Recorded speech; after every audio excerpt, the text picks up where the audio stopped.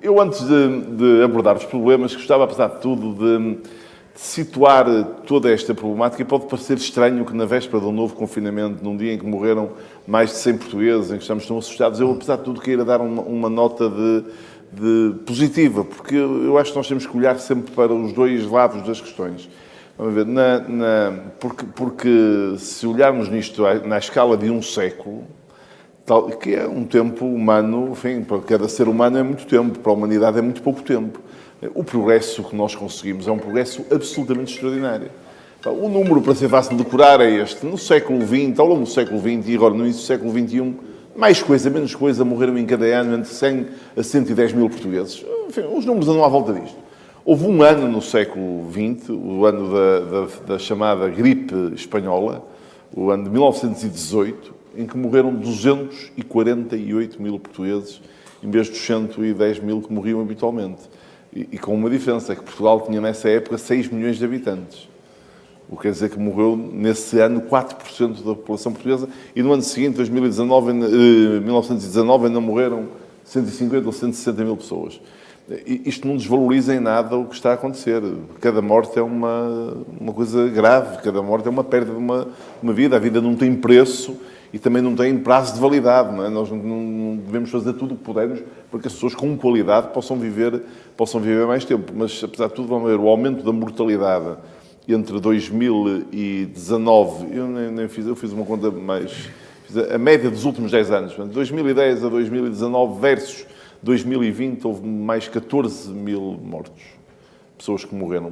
Cerca de 7 mil morreram de Covid. Os dados a 31 de dezembro. Hoje já há mais pessoas morreram de Covid, mas a 31 de dezembro tinham morrido 6.906 pessoas cuja causa de morte foi atribuída. Quer dizer que a mortalidade em excesso é mais devida, aparentemente, não ao Covid diretamente, mas aos problemas que ficam por resolver neste contexto. E devo dizer, desse ponto de vista, que eu acho que mais preocupante do que a organização dos hospitais, independentemente de haver muitos e sérios problemas de organização dos hospitais e do Serviço Nacional de Saúde e do sistema de saúde no seu conjunto, é o problema de não se ter feito, do meu ponto de vista, tudo o que era necessário para informar os cidadãos e para informar os doentes sobre as possibilidades de recurso aos serviços de saúde.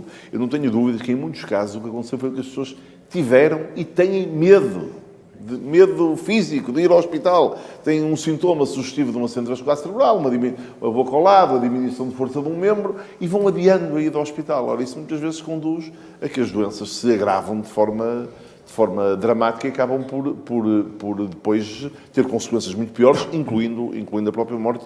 E eu acho que não foi feito tudo o que era necessário em matéria desta informação. Eu admito mais isso nos períodos mais agudos das curvas pandémicas, o que está a acontecer agora, ou o que aconteceu em março e em abril, em que nós tínhamos, além de tudo, muito pouca informação sobre a situação, do que em todos os outros meses em que eu acho que não foi feito tudo o que podia e devia ter sido feito para que isto acontecesse. Eu estive a trabalhar no Hospital de São João como voluntário em março e em abril, quando foi a primeira crise pandémica, até porque o Parlamento Europeu praticamente fechou, portanto,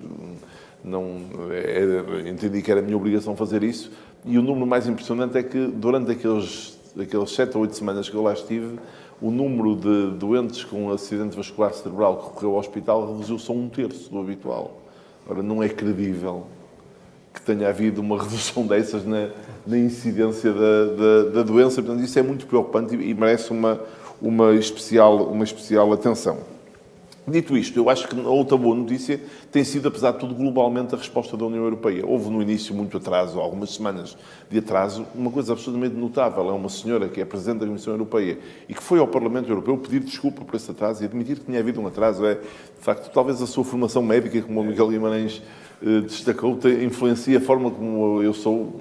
Fica já claro que sou mesmo estou profundamente convencido de que a Sra. Von der Leyen está a fazer e vai fazer uma belíssima gestão da União Europeia neste contexto, mas depois disso o que se viu na União Europeia foi uma resposta sem precedentes numa matéria como a saúde. Na saúde há um problema que é este, é que, do ponto de vista da organização institucional da União Europeia, a saúde é tratada pela União no respeito pelo princípio da subsidiariedade. O que quer dizer que, no essencial, praticamente todos os poderes estão nos Estados-membros e não na União Europeia. A União Europeia reserva para si própria uma pequena fatia de poderes, que tem a ver precisamente com as doenças transnacionais, com a tentativa de aconselhamento nos programas globais, mas para que possamos ter uma imagem do que é que isso significa, o orçamento do último quadro comunitário de apoio para as ações de saúde na União Europeia era de pouco mais de 400 milhões de euros para os 7 anos, entre 2014 e 2020. Esta escassíssima dimensão orçamental permite perceber, de facto, qual é a importância relativa.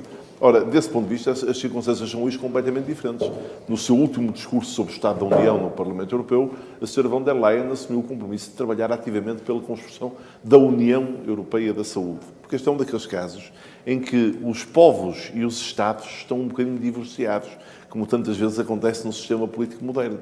Porque todos os estudos de opinião dizem que 70% a 80% dos europeus querem que a União Europeia tenha mais ou muito mais poderes na área da saúde, porque se percebe que uma intervenção articulada em muitas questões pode ter muito melhores resultados que uma intervenção desarticulada e, além de mais, vai construindo um modelo de avaliação que vai puxando as coisas para cima em matéria de resultados e de processos, sobretudo de resultados, que é o que mais nos interessa, porque haverá sempre depois uma margem para que os processos possam ser diferentes conforme a realidade cultural de cada Estado, a realidade política aceita. Por comparação, e embora este valor possa parecer muito grande, mas não é tão grande quanto isto, o novo orçamento para o novo programa da saúde da União Europeia, o famoso EU4Health, para os próximos 7 anos, é de 5,1 mil milhões de euros.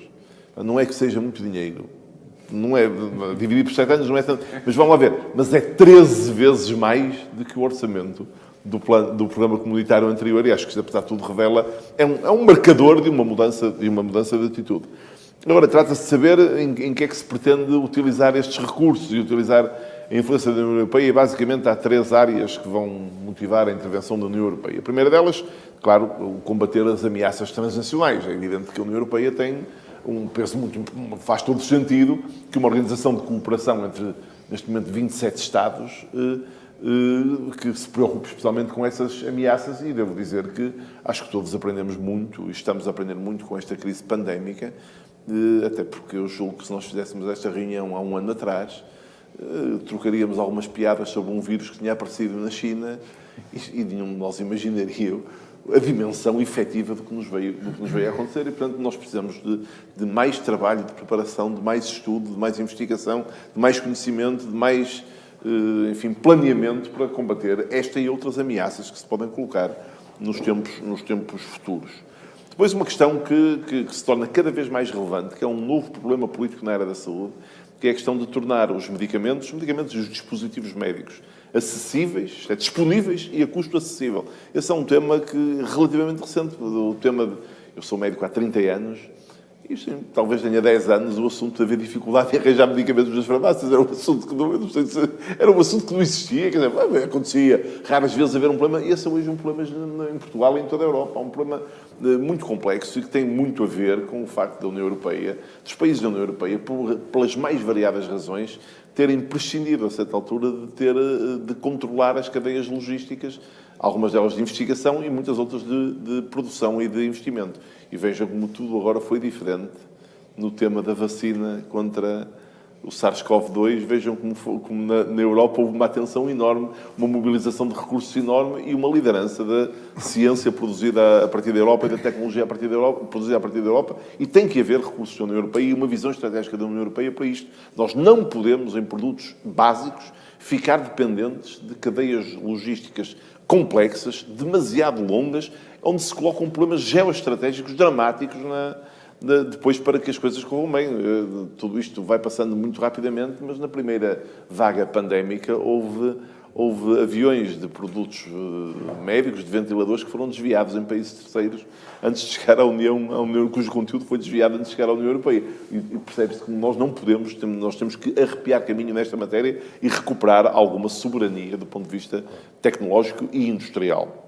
A terceira questão, e essa provavelmente mais relevante para este debate, é a questão de, a terceira linha, fortalecer os sistemas de saúde, tornar os sistemas de saúde mais fortes e mais resilientes, procurando selecionar um conjunto de temas nos quais nós podemos e devemos ter uma intervenção mais mais articulada. Claro, o tema das doenças infecciosas, eu devo dizer que as doenças infecciosas não se reduzem ao Covid, nem essas se reduzem ao Covid.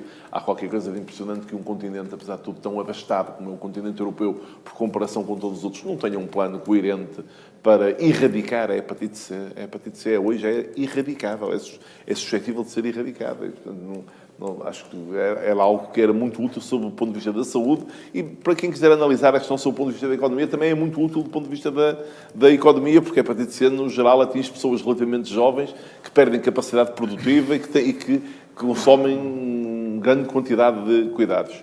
Mas também o combate ao VIH-Sida, o combate à tuberculose, que ainda continuam a ser problemas mesmo no continente europeu.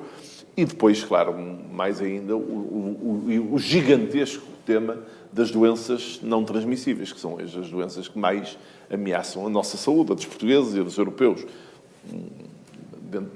O grande grupo relacionado com as doenças oncológicas, com o cancro, e a Europa está muito focada nisto, está neste momento em discussão para ser aprovado o Beating Cancer Europe Beating Cancer Plan, que é um plano integrado de combate às doenças oncológicas no espaço europeu, mas também as doenças crónicas relacionadas com os nossos hábitos de vida e com as mudanças dos nossos hábitos de vida. E este é outro assunto que, na decorrência desta pandemia, precisa de uma abordagem muito cuidadosa, porque não se conhecem com exatidão as mudanças de comportamento alimentar e de comportamento de sedentarismo versus exercício físico, mas há uma ideia, por exemplo, que as crianças, depois de um período muito difícil em que nós, em 10 anos, tínhamos conseguido alguma redução do excesso de peso e da obesidade infantil, que há alguns indicadores muito preliminares, não há ainda, de que essa curva se estará a inverter, porque nós estamos a perder a capacidade de controlar. Claro, depois se nós dizemos às crianças para ficarem confinadas, é expectável que elas façam menos exercício físico e que cometam mais erros alimentares, e tem havido também muito debate insuficiente nesta matéria e alerta insuficiente nesta matéria. Eu acho que depois é inevitável uma outra coisa. Quer dizer, para que tudo isto que a União Europeia anuncia fazer tenha efeito, vai ser preciso mudar alguma coisa nas instituições europeias. Como o Sr. Arquiteto apontou, e muito bem, as instituições europeias são instituições de cúpula, uma delas absolutamente indispensável, a entidade reguladora dos medicamentos e dos dispositivos médicos, a chamada EMA, não é? E outra que é uma entidade que faz o ECDC, o Centro Europeu para o Controlo das Doenças, que faz, digamos, o trabalho da saúde pública do ponto de vista do rastreio das doenças, da avaliação, das recomendações, mas nós precisamos, provavelmente, no contexto europeu, de instituições que tenham uma intervenção mais efetiva. A Sra. Presidente da Comissão Europeia anunciou a criação de uma nova agência europeia para a investigação avançada na biomedicina. E isto é um tema muitíssimo relevante, porque, repito, a Europa tem que recuperar liderança e autonomia estratégica nestas matérias. Isso parece-me absolutamente essencial, mas tem que haver, no contexto das instituições europeias, um fortalecimento das áreas relacionadas com a saúde. Depois há um ponto e com isto terminaria, que me parece também que deve merecer a nossa atenção, que é este. A saúde tem que estar presente em todas as políticas. A saúde tem que ser uma preocupação de todas as políticas públicas. Não se pode falar de uma política social para as pessoas mais idosas sem ter em conta os temas de saúde. E se alguém se tivesse esquecido disto, o último ano e o que se passa com os problemas com as pessoas mais idosas, institucionalizadas ou não institucionalizadas, mostra bem como este tema é indeclinável. E há possibilidades de financiamento numa série de outros programas europeus. O novo programa comunitário é um programa muito forte do ponto de vista financeiro, porque soma o programa de recuperação e resiliência, que entrou assim no vulgo nacional sobre a designação de bazuca, com o quadro comunitário de apoio, diria, normal, o quadro comunitário de apoio 2021-2027, e, de facto, nós temos um volume de financiamento nunca antes disponível no Estado português, sendo que, no caso concreto do Programa de Recuperação e Resiliência, estamos a falar em torno dos 15 mil milhões de euros fora os empréstimos, 15 mil de subsídios, e há alocações das quais não se vão prescindir. Por exemplo, 30% serão para apoiar a transformação digital e por não dar um especial enfoque à transformação digital no domínio da saúde, à transformação digital no domínio da forma de lidar com as pessoas com mais idade fora e dentro das das instituições. E haverá apoio, muito apoio, para a reconversão dos serviços públicos essenciais, nomeadamente para o serviço de saúde.